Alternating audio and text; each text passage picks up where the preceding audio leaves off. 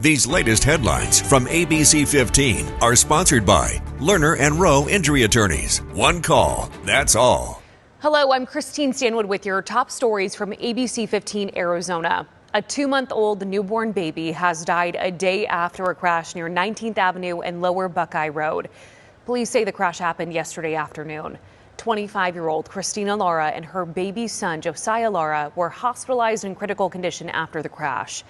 Christina died yesterday and the baby died today. 3 other children were hospitalized. They are expected to recover. Police believe a man was speeding up to get through a yellow light when he hit their car. Investigators tell us the children were not in safety seats, and they will decide whether anyone will be charged after they finish crash reconstruction. A Tempe man's been arrested after a body was found in his backyard. Police say they got a tip earlier this week about a body in a backyard freezer. They contacted 51-year-old Joseph Hill Jr., who lives at the home, and he refused to let officers look in the freezer. He did tell them his father died 4 years ago. Detectives were able to get a search warrant and found the remains. They were not able to confirm the identity right now. Hill was arrested for concealing a body and failing to report a death. Anyone with information about the situation is asked to call Tempe Police at the number there on your screen. Over in Phoenix, police are investigating a stabbing near Central in Osborne. Officers responded at about 12:30 today and found a man who had multiple cuts. He was taken to the hospital. He's expected to be okay. Police, though, have not released any information about any potential suspects. Police are also investigating an overnight shooting that hurt a woman, a man, and also an underage girl. This happened near 91st Avenue and Indian School. Police say there was a fight at a house party that apparently led to the shooting. Everyone who was hurt went to the hospital on their own, and they are expected to be okay. No information, though, yet on any possible suspect. But get this, just a few hours later, in that same area, a man was hurt after he was hit by a car. The man is expected to recover here. Police say the car left that area before officers could get there. Police have not released any information about a suspect vehicle. Meanwhile, a driver has died after a crash this morning near 59th Avenue in Thomas. Officers responded around 6 a.m. and tried to save his life, but he did die from his injuries. He's been identified as 51-year-old Aquilio Nahara. Police say that man driving the other car involved is identified as 19-year-old Jesus Renteria Arrero. He ran away from officers before they were able to get there, but they were able to identify, then eventually find and arrest him. Police say the suspect admitted to being impaired.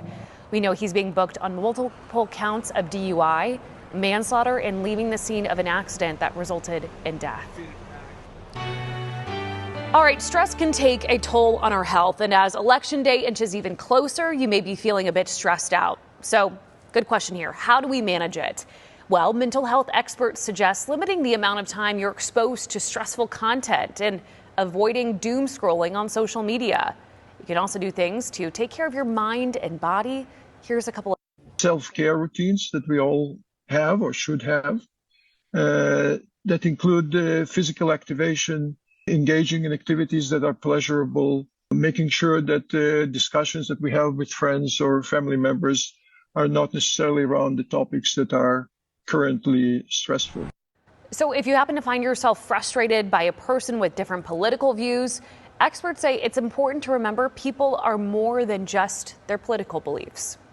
All right, many have gotten sick because of this E. coli outbreak linked to McDonald's Quarter Pounders. The CDC says at least 75 people have been sickened in 13 states and 1 person has died. McDonald's blames a California-based produce company for onions with E. coli. Onions used on other burgers are not affected.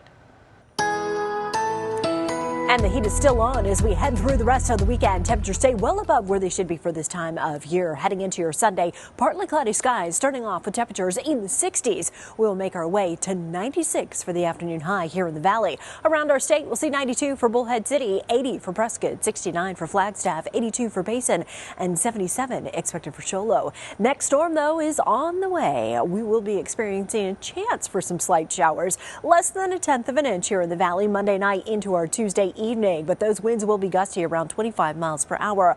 Up in the high country, it's a rain-snow mix with those snow levels dropping to about 6,500 feet. But even then, only less than an inch of some snow. Temperatures are going to be nice and cool as that next storm system comes in.